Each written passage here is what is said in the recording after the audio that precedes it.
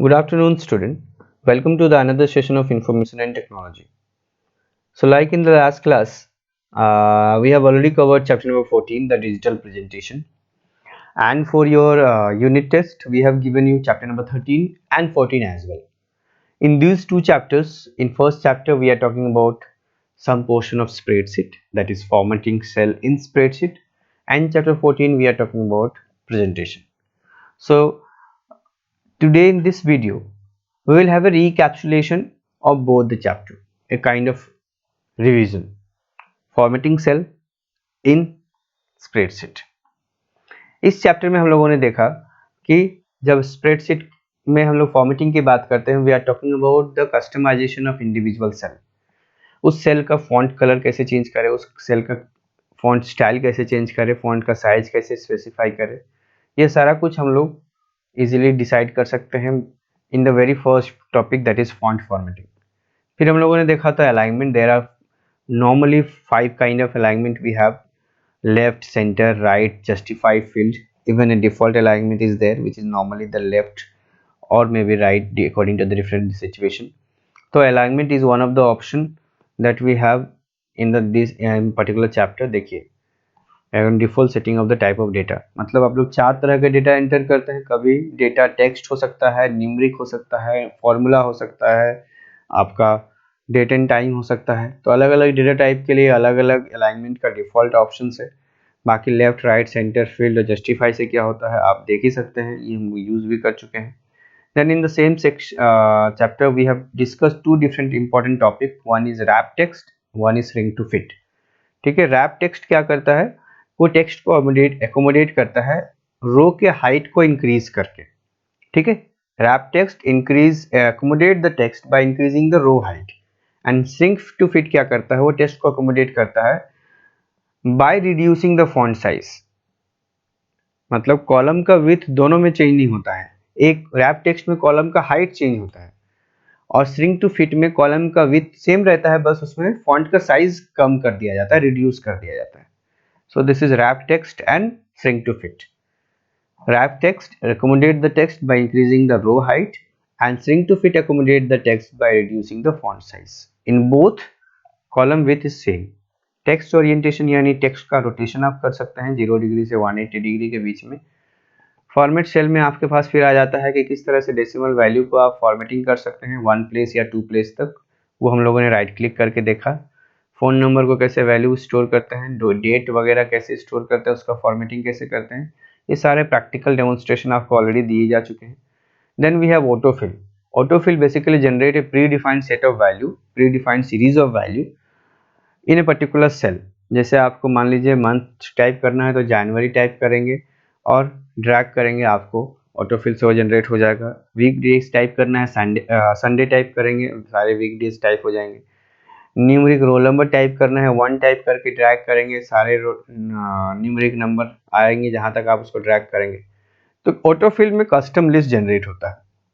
लेकिन आप एक कस्टम लिस्ट नहीं, ऑटोफिल में प्री डिफाइंड सीरीज जनरेट होता है. लेकिन आप चाहते हैं कि आप अपने हिसाब से लिस्ट एक बना कर रखें जिसको आप जनरेट करना चाहते हैं. उस केस में आप किसको यूज करेंगे, कस्टम लिस्ट. जैसे एम्प्लॉय का नेम है, स्टूडेंट नेम है, ठीक है, इस तरह के डिटेल्स जो आप बार बार यूज कर रहे हैं. आप चाहते हैं कि एक पर्टिकुलर स्टूडेंट का नाम टाइप करें और ड्रैग करें तो सारे स्टूडेंट का नाम आ जाए. तो इसके लिए आपको अपना लिस्ट तैयार करके रखना होगा. इस तरह के लिस्ट को हम लोग कस्टम लिस्ट बोलते हैं, in which we can set a set of value and just we use it as and when required. फिर हम लोगों ने ग्राफिकल ऑब्जेक्ट यानी चार्ट एंड ग्राफ्स के बारे में बात किया, जिसमें हम लोगों ने देखा कि इसके कितने सारे टर्म्स या कंपोनेंट्स होते हैं जो यूज होते हैं इन जनरल. इसका वीडियो भी हम लोगों ने अलग से आपको भेजा था, क्लास 10 का वीडियो सिमिलर टॉपिक पे था. X axis is basically horizontal axis, y axis is the vertical axis. Data series जो द सेट ऑफ वैल्यू जो आप यूज कर रहे हैं, प्लॉट कर रहे हैं चार्ट पे. Chart area the entire area जिसमें सारा कुछ आ जा रहा है. Plot area the exact area जहां पर आप प्लॉट कर रहे हैं ग्राफ को. ठीक है, आप इसका लेवल डायग्राम भी हमारे वीडियोस में या फिर इजीली गूगल कर सकते हैं, या फिर आप जो लास्ट वीडियो हम लोगों ने रेफर किया था उसमें प्रॉपरली आपको एक्सप्लेन भी किया गया था लेवल डायग्राम के थ्रू. चार्ट एरिया के बाद है प्लॉट एरिया. प्लॉट एरिया के बाद चार्ट टाइटल, आप उसका एक टाइटल यानी कैप्शन दे सकते हैं, ऑप्शनल है हालांकि ये. एक्सिस टाइटल यानी जो आप भी एक्स एक्सिस और वाई एक्सिस में जो भी आप एक कैप्शन देते हैं, छोटा सा सब टाइटल, या फिर आपने एक्स एक्सिस का जो वैल्यू दिया, वाई एक्सिस का जो नाम रखना चाह रहे हैं आप, कि एक्स एक्सिस में जो भी सीरीज ऑफ वैल्यूज हैं वो किसको स्पेसिफाई कर रहे हैं, वाई वैल्यू एक्सिस वाले किसको स्पेसिफाई कर रहे हैं। लीजेंड जो कलर पैटर्न यूज करते हैं उसको लीजेंड कहते हैं। ग्रिड लाइन डॉटेड स्ट्रक्चर जो बैकग्राउंड में दिखता है, आपकी ज़रूरत के हिसाब से वो आएगा, नहीं तो नहीं आएगा अगर आप उसको यूज़ कर रहे हैं। Data level additional information provide करती है, जो साइट पे स्टेटस बार टाइप से आपको छोटा सा स्मॉल इन्फॉर्मेशन को स्पेसिफाई करती है। वॉल और floor 3D model of chart में डिस्प्ले यूज़ किए जाते हैं, जब आप 3D मॉडल में ग्राफ को इंसर्ट करते हैं, चार्ट को। चार्ट का एडवांटेजेस क्या है? It makes our data more interactive, we are easily able to understand what the user और what the client is trying to say, we can have easy comparison of data. Chart के बहुत सारे type है, जिसमें हम लोगों ने line chart, column chart, pie chart, bar graph, X Y in X, scatter chart, area chart, 5 से 6 तरह के चार्ट के बारे में बात किया। और अलग अलग चार्ट अलग अलग तरीके से काम करता है, अलग अलग पर्पस और सिचुएशन के हिसाब से, ये हम लोगों ने देखा। चार्ट इंसर्ट कैसे करते हैं इसका प्रैक्टिकल डेमोन्स्ट्रेशन देखा था, स्टेप बाय स्टेप। ठीक है, इसी के साथ ये चैप्टर आपका ओवर।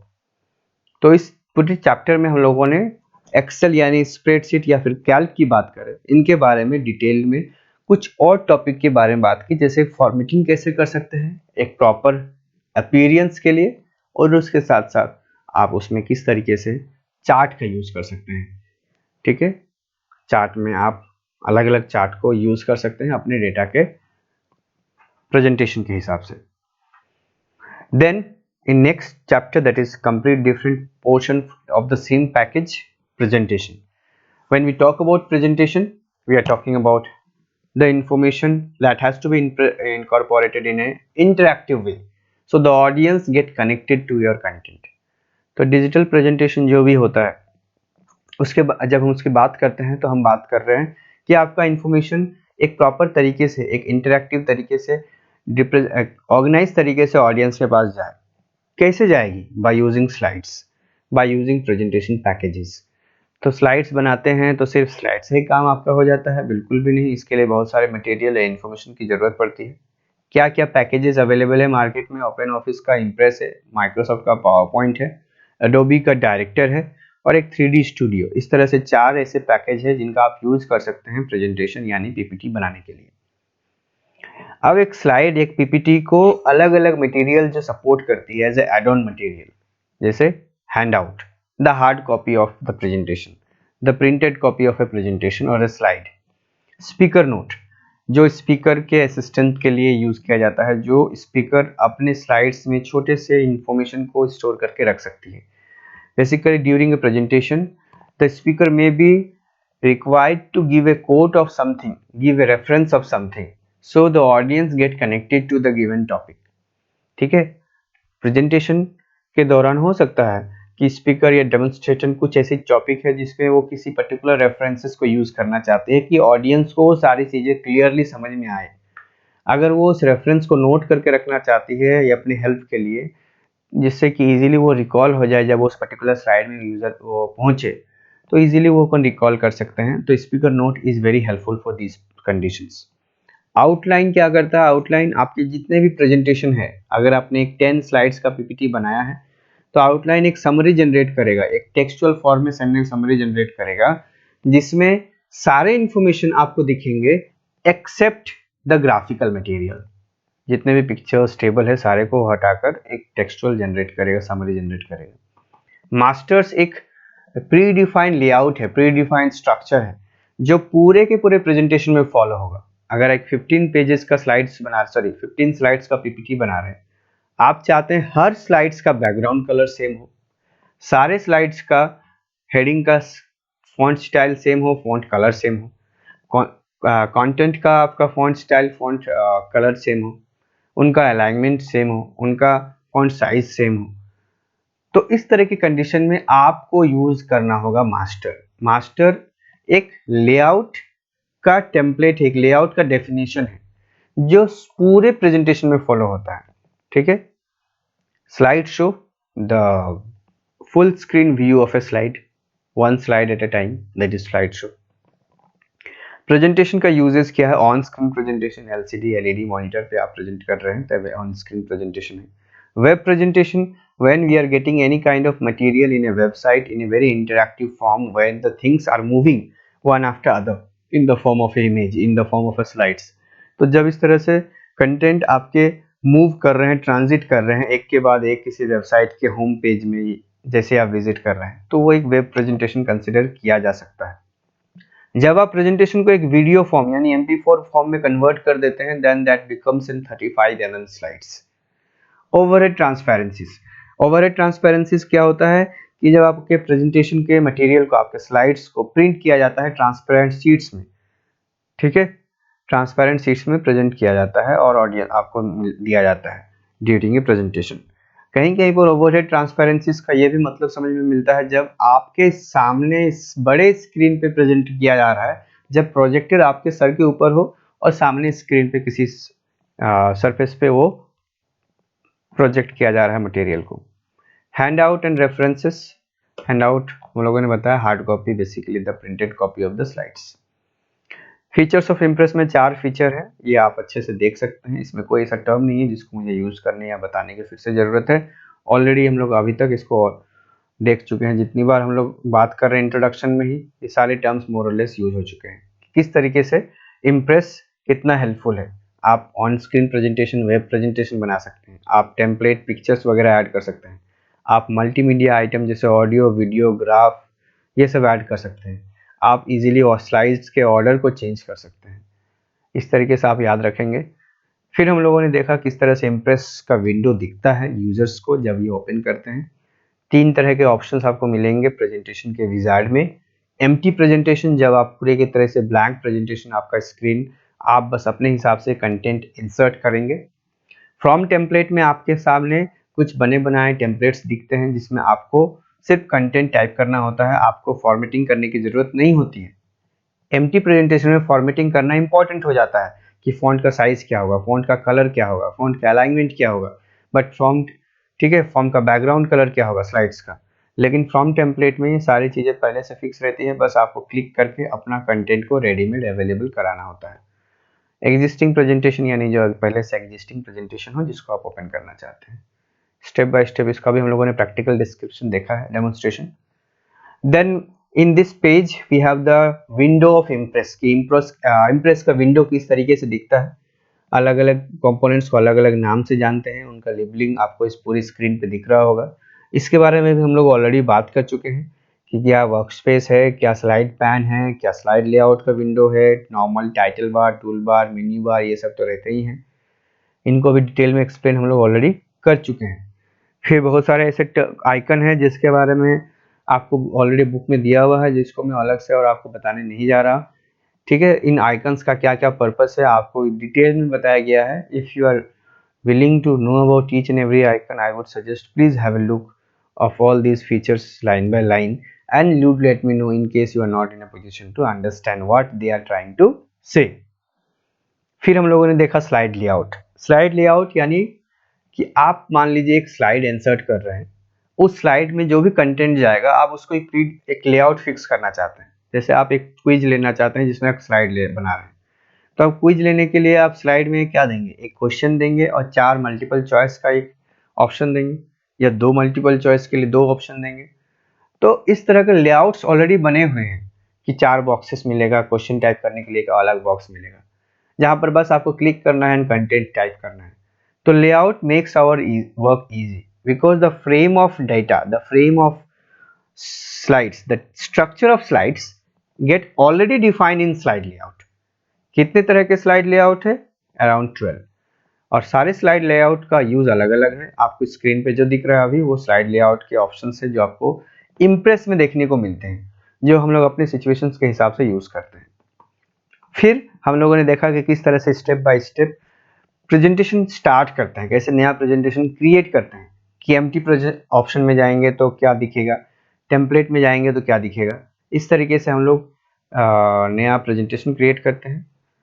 इतना करने के बाद आपका नेक्स्ट है कि आप स्लाइड्स पे नया टेक्स्ट इंसर्ट करना चाहते हैं तो कैसे करेंगे, ये हम लोगों ने देखा है। नया टेक्स्ट इंसर्ट करने के लिए किसी दूसरे एप्लीकेशन को ऑब्जेक्ट को इंसर्ट करने के लिए Ctrl+C भी यूज कर सकते हैं। अगर स्टेप में जाना चाहे तो स्टेप ऑप्शन में कैसे जाएंगे वो भी दिया हुआ है। प्रेजेंटेशन को कैसे सेव करते हैं, प्रेजेंटेशन को दूसरे नाम से कैसे सेव कर सकते हैं, पीडीएफ फॉर्म में कैसे एक्सपोर्ट करते हैं ये भी मैंने आपको बताया है, किसी भी प्रेजेंटेशन को पीडीएफ में कैसे एक्सपोर्ट करते हैं। फिर हम लोगों ने हेल्प ऑप्शन का यूज़ किया कि इससे हेल्प ऑप्शन हमारे लिए काफ़ी है, हालांकि ये सारे एप्लीकेशन में होता है, F1 का प्रेस करते हैं और यूज़ करते हैं। Then we have template.